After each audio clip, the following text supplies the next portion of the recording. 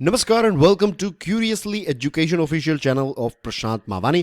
दोस्तों, आज हम अर्मेनिया वर्सेस अजरबैजान के बारे में बात करने वाले हैं। एक brief yet in depth analysis करेंगे। हम न्यूज़ पर फोकस नहीं करेंगे कि कब ये चीज़ें स्टार्ट हुई, राइट, कि पिछले हफ्ते कौन सी डेट पर ये चीज़ें स्टार्ट हुई, कितने लोग मारे गए। ये सारी चीज़ें जो हैं वो न्यूज़ का पार्ट है। This is an in-depth analysis video. Armenia versus Azerbaijan. ये क्या कोई फुटबॉल की बात चल रही है, क्रिकेट मैच की बात चल रही है? नो, ये एक वायलेंट बॉर्डर क्लैश दोनों के बीच में हुआ, लास्ट वीक हुआ। और ये एक बहुत ही चिंता का विषय है, पूरी दुनिया के लिए चिंता का विषय है, क्योंकि हम सब जानते हैं कि फरवरी 2022 से क्या चल रहा है, यूक्रेन और रशिया के बीच में युद्ध चल रहा है। और अब यहाँ पर जो वायलेंट बॉर्डर क्लैश हुआ लास्ट वीक, फिलहाल अभी ऐसा कहा जा रहा है कि सीज फायर हो चुका है, लेकिन फिर भी एक खतरा तो है, एक भय तो है कि एक और युद्ध जो है वो कहीं स्टार्ट ना हो जाए। दुनिया की अब इतनी कैपेसिटी नहीं है कि एक और युद्ध को हैंडल कर सके। तो सबसे पहले तो हम इस दोनों देशों को लोकेट कर लेते हैं कि ये दोनों देश एक्चुअली है कहाँ पर। तो as you can see on your screen, ये रहा अजरबैजान, राइट, और यहाँ पर आपको देखने को मिलता है ये है अर्मेनिया। और अजरबैजान का एक दूसरा पार्ट जो है वो भी यहाँ पर, मैं एक और मैप आपको दिखाऊंगा, पहले आप इस रीजन को देख लीजिए। तो as you can see here dear friends, मैं यहाँ पर let me use this laser point here, ठीक है, तो ये आपको थोड़ा अच्छा समझ में आ जाएगा। तो this is Azerbaijan, as you can see. ये रहा अर्मेनिया, यहाँ पर आप टर्की देख सकते हैं, राइट। और यहाँ पर आप देखिए, दिस इज ईरान। ईरान की बॉर्डर जो है वो यहाँ पर है, as you can see here. And यहाँ पर कजाकिस्तान, ये कैस्पियन सी है। यहाँ पर जो पानी आपको नजर आ रहा है, ये वाला पूरा पोर्शन, दिस इज कैस्पियन सी। ऊपर यहाँ पर आप देखिए, this is Russian federation, right. तो यहाँ पर एक और बहुत दूर नहीं, यहाँ पर ही देखिए, दिस इज यूक्रेन हियर। तो ये रीजन में अभी युद्ध चल रहा है और उसके नज़दीक में ही अब दोनों देशों के बीच में एक क्लैश हो गया, बॉर्डर क्लैश हो गया। तो ये डेफिनेटली चिंता का विषय है। आई होप अब आपको समझ में आ गया है कि why this topic is important. तो यहाँ पर रहा Russia, as you can clearly see. Azerbaijan जो है वो अपनी एक बॉर्डर शेयर करता है। अर्मेनिया जो है वो रशिया के साथ अपनी बॉर्डर शेयर नहीं करता है, वो जॉर्जिया के साथ अपनी बॉर्डर शेयर करता है। और यहाँ पर दूसरा जो पोर्शन है अजरबैजान का, वो यहाँ पर है। तो ये और ये जो है, this is Azerbaijan and this is Armenia. यहाँ पर आप ईरान देख सकते हैं, टर्की देख सकते हैं। तो ये सारे देश हैं। अब दोस्तों, क्या ये पहली बार ऐसा हुआ है? The answer is no. इससे पहले भी इन दोनों देशों के बीच में 80s में, राइट, लेट 80s में और अर्ली 90s में ये युद्ध जो हैं, इतने लगभग 7-8 साल जो हैं वो युद्ध जैसी सिचुएशन रही दोनों देशों के बीच में। और उसके बाद एक बड़ा क्लैश जो है वो 2020 में हुआ था। ये लगभग 2-3 हफ्तों तक ये क्लैश चला था। और उस टाइम पर अजरबैजान जो हैं, उसने काफ़ी गेंस किए। अजरबैजान जो है उसकी एक प्रकार से जीत हो गई, आप कह सकते हैं। 2020 में जो युद्ध हुआ था उसमें अजरबैजान की जीत हो गई। फाइनली रशिया जो है वो बीच में आता है और रशिया जो है वो सीज फायर करवाता है ना। एक और बात यहाँ पर बता दूं कि ये जो अर्मेनिया देश हमने अभी देखा हमारी स्क्रीन पर, तो अर्मेनिया किसका सिक्योरिटी एलाई है? रशिया का। इसका मतलब ये है, सिंपल लैंग्वेज में बात करूं तो अर्मेनिया को सिक्योरिटी प्रोवाइड करने की जो एक प्रकार से रिस्पॉन्सिबिलिटी है वो रशिया की है। लेकिन अब हम सब जानते हैं कि रशिया जो है वो खुद, अभी तो रशिया खुद स्ट्रगल कर रहा है यूक्रेन में। आज सुबह का जो, व्हेन आई से आज सुबह, आई मीन टू से 19 सितंबर 2022 का, अगर आपने द हिंदू एनालिसिस वाला मेरा वीडियो देखा है तो उसमें हमने इस चीज़ को डिस्कस किया। अगर नहीं देखा है देन क्लिक हियर, इस वीडियो लिंक पर क्लिक करके वो जो टॉपिक है उसको देख लीजिएगा। आपको पता चल जाएगा कि फिलहाल रशिया की सिचुएशन जो है वो उतनी अच्छी यूक्रेन में नहीं है।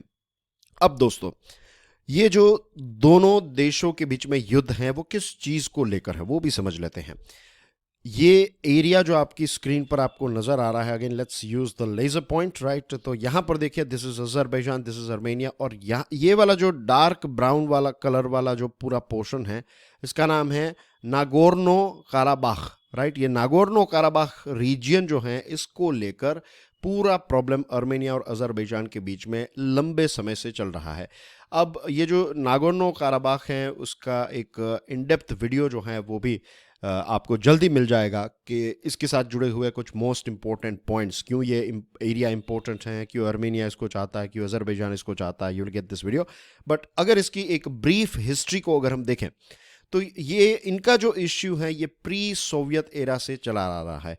जब सोवियत यूनियन की स्थापना हुई तो अर्मेनिया जो है, अर्मेनिया का जो मेजॉरिटी एनक्लेव जो है ये अजरबैजान का पार्ट बन गया।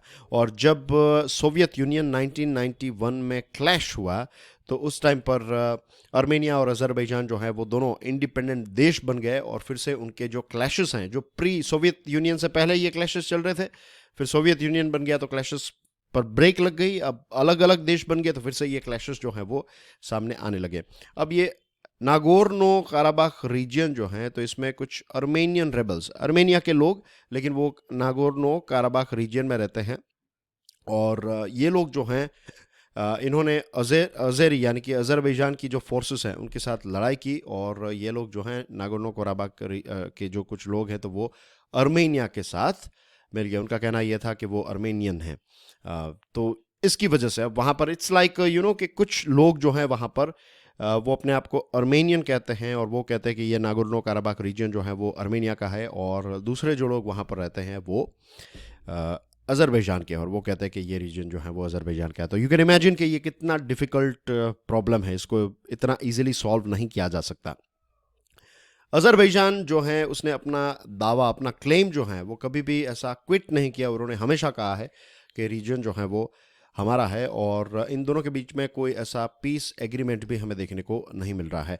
अब टेंशन्स जो हैं वो बार बार अलग अलग समय पर हमें अप्स एंड डाउन्स जो हैं वो यहाँ पर देखने को मिलते रहते हैं। ये ऐसा एक डेंजरस एरिया कई कई बार जो है वो बन जाता है। और 2020 में जो कुछ हफ्तों तक जो डेडलीस्ट अटैक्स हुए थे, डेडलीस्ट क्लैश हुआ था, तो इसके बाद 2020 के बाद मुझे याद है कि कोविड जो है वो स्प्रेड होना स्टार्ट हो गया था और ये दोनों देश जो हैं वो एक दूसरे के साथ लड़ रहे थे। तो लास्ट वीक के जो क्लैशेस हुए ना वो 2020 के बाद सबसे डेडलीस्ट हैं। और अर्मेनियन साइड जो है वहाँ पर क्लैशेस हुए और अजरबैजान ने कुछ मिसाइल्स जो हैं वो लॉन्च किया। अगेन वो न्यूज़ का पार्ट है, I am not going into the news area. यहाँ पर हम एनालिसिस तक ही अपने आप को सीमित रखेंगे क्योंकि यही चीज़ें आपको समझनी है कि क्या क्या मेन चीज़ें जो हैं राइट इस पर्टिकुलर क्लैश के साथ जुड़ी हुई। और अर्मेनिया के बहुत सारे लोग जो हैं जो उनके सिक्योरिटी पर्सनल जो हैं उनकी भी मृत्यु हुई है, वो भी शहीद हुए हैं। ओके, अर्मेनिया जो है ये कलेक्टिव सिक्योरिटी ट्रीटी ऑर्गेनाइजेशन, ये कलेक्टिव CSTO जो हैं ये एक प्रकार से आप पकड़ लीजिए कि नेटो की तरह है। नेटो जो है वो US लेड है, CSTO जो है ये रशिया लेड है। और अर्मेनिया जो है ये CSTO का पार्ट है। तो इसमें ऐसा है कि अगर आप CSTO के किसी भी मेंबर पर अटैक करते हैं तो ऐसा माना जाता है कि आपने पूरे के पूरे CSTO पर ही अटैक किया है, जैसे नेटो में है राइट। तो वैसा ही एक चार्टर जो है वो इस CSTO का भी है। तो इसका तो यही मतलब होगा कि अगर आपने अर्मेनिया पर अटैक किया है तो आपने रशिया पर भी अटैक किया, तो रशिया अब इसमें कूद सकता है। लेकिन ऐसा नहीं है। अजरबैजान ने जब अटैक किया तो उससे पहले आप सोचिए अजरबैजान ने काफ़ी सारे कैलकुलेशंस किए होंगे कि ये CSTO और ये सारी चीज़ें आ सकती हैं। लेकिन अभी फ़िलहाल सिचुएशन ऐसी है कि जैसे मैंने आपको बताया कि रशिया खुद जो है वो उलझा हुआ है, फंसा हुआ है। तो अर्मेनिया जब रशिया के पास मदद के लिए गया तो रशिया का रिस्पॉन्स ये था कि आप थोड़ी धीरज बरतिए, थोड़ा कॉशियस होकर चीज़ों को कीजिए। और कहा कि यहाँ पर डीएस्केलेशन होना चाहिए और सीज़ फायर जो हैं वो, रशिया ने यह कहा है कि सीज़ फायर जो है वो यहाँ पर हो चुका है। अब रशिया की जो एक कैपेसिटी है, रशिया को एक बहुत ही ताकतवर देश माना जाता है, लेकिन जब ऐसे छोटे बड़े देशों को जब आपकी मदद की ज़रूरत होती है और उस टाइम पर आप खड़े नहीं रहते हैं तो फिर वो लोग क्या सोचेंगे कि रशिया जो है वो धीरे धीरे वीक होता जा रहा है। और ये रशिया के लिए थोड़ा एक इमेज के लिए भी एक बहुत बड़ा डैमेज होगा, क्योंकि रशिया जो है वो ऑफकोर्स अब एक दूसरी बैटल फील्ड जो है, एक दूसरा बैटल फ्रंट जो है वो हैंडल कर पाने की फ़िलहाल तो कैपेसिटी में नज़र नहीं आ रहा है। क्योंकि जो मैंने आपको बताया ना कि यूक्रेन वाला टॉपिक जो मैंने एक्सप्लेन किया, you can click here to watch that, मैंने डिटेल्स बताई है कि क्यों रशिया जो है वो मीन्स कैसे रशिया जो है जो कमज़ोर हो गया, कैसे इन द सेंस के अभी फ़िलहाल क्या क्या नज़र आ रहा है रशिया में। तो रशिया के लिए सेंट्रल एशिया में और कॉकेसस रीजन जो है, तो यहाँ पर अपने आप को एक स्ट्रॉन्ग लीडर के तौर पर प्रोजेक्ट कर पाना जो है वो थोड़ा डिफिकल्ट हो रहा है। और अजरबैजान जो है ये इकोनॉमिकली और पॉलिटिकली काफ़ी एक स्ट्रॉन्ग देश बन चुका है, टूरिज्म के लिए काफ़ी फेमस है, ऑयल इनके पास है, कैस्पियन सी के साथ अपनी बॉर्डर शेयर करता है, कैस्पियन सी में काफ़ी ज़्यादा ऑयल है। और 2020 में जब कॉन्फ्लिक्ट हुआ था तो टर्की ने इस अजरबैजान को सपोर्ट किया, राइट। और रशिया जो है वो अब इसमें कूदने के लिए थोड़ा बहुत हिचकिचा रहा है। अब रही बात अजरबैजान की, तो गैस रिच देश हैं और अभी रशिया से सप्लाई थोड़ी बहुत कम हुई है, तो अजरबैजान को नया कस्टमर मिला है, that is European union. European union कह रहा है अजरबैजान को आप और ज़्यादा से ज़्यादा गैस जो है वो हमें सप्लाई कीजिए। तो आने वाले समय में अजरबैजान जो है वो बहुत सारे पैसे कमाएगा और जितने पैसे आएंगे उतना वो स्ट्रॉन्ग बनता जाएगा। तो फिर अर्मेनिया के लिए ये थोड़ा चिंता का विषय है, क्योंकि उसका सबसे स्ट्रॉन्ग जो एलाई है रशिया, वो अभी स्ट्रॉन्ग पोजीशन पर नहीं है। बट द थिंग इज के ये कॉकेसस रीजन जो है, यहाँ पर अगर एक ऐसे युद्ध जैसी सिचुएशन हुई तो एनर्जी स्ट्राइव्ड यूरोप के लिए तो बुरा होगा ही, लेकिन दुनिया की सारी इकोनॉमीज के लिए ये एक बैड न्यूज़ है। टर्की जो यहाँ का एक देश है, राइट, यहाँ का एक पावरफुल देश है टर्की, इस रीजन का